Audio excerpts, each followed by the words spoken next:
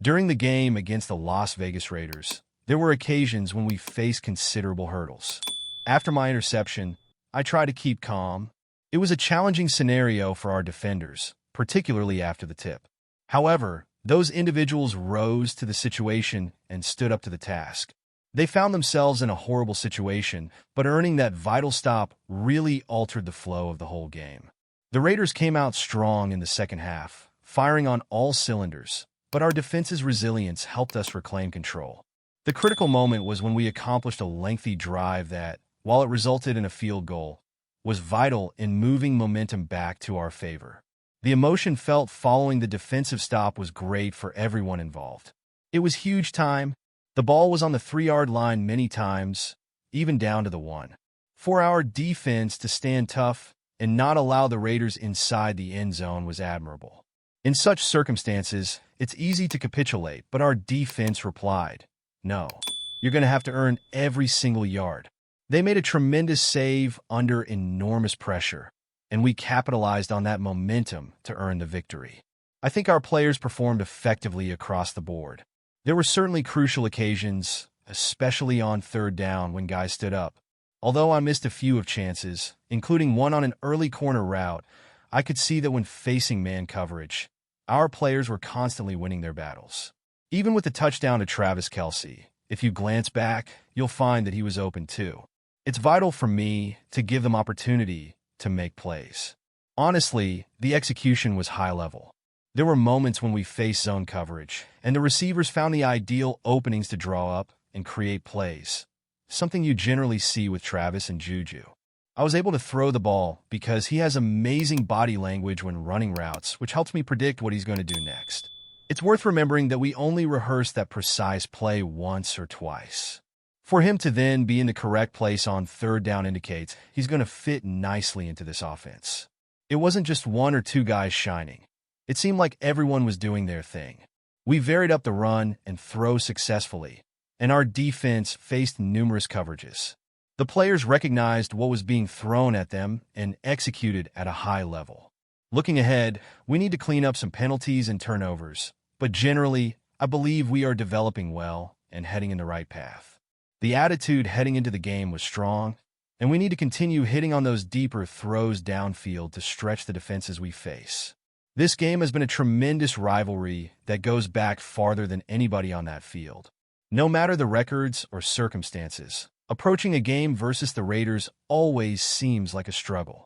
You must be prepared for every snap, knowing there's no possibility to take a play off. The Raiders have a lot of quality players who take pleasure in playing at home, and I believe we did a fantastic job executing our game plan against them. The Chiefs' kingdom travels well wherever we go. They actually turned up in Las Vegas, packing the stadium with support. It's always great to see so much red in our opponent's stadium. It demonstrates the continuous commitment and support we have had throughout my career. Traveling to games is neither simple or inexpensive, and I don't take that fan loyalty for granted. We hope to extend the same support to our community. As for Travis, he is one of the least selfish athletes you could find. If you ask anybody on the squad, they'd say he wants to score a touchdown more than anyone else would. He was able to score throughout this game, and it was a fiercely contested toss. He made a fantastic grab with a solid game overall. However, even in his success, you won't hear him acknowledge national tight end day. He's all about winning, and that attitude reflects what makes him exceptional. Regarding the milestone of 30,000 throwing yards, I wasn't even aware that I had hit it until after the game when they notified me. It is a fantastic achievement that says volumes about the organization and the individuals around me, coaches, players, and everyone involved. Each individual contributes to our accomplishment. And although I'm delighted about this milestone, we have a lot more to do this season when looking at the defense as a whole. One of the key lessons is the ability to step up when the times count. This perseverance highlighted what it meant to be part of a great football squad. Every player must contribute, and today it was clear. Defensively, we initially lost some momentum during their excellent drive at the opening of the game, but the entire unit came together when required. After the interception thrown by me in the third quarter, the Raiders took over deep in our territory at the 3-yard line, losing 17-13. Our defense reacted well, forcing a turnover on downs from that position. Each play mattered, from the defensive linemen to the linebackers, working together to halt the Raiders' rushing game.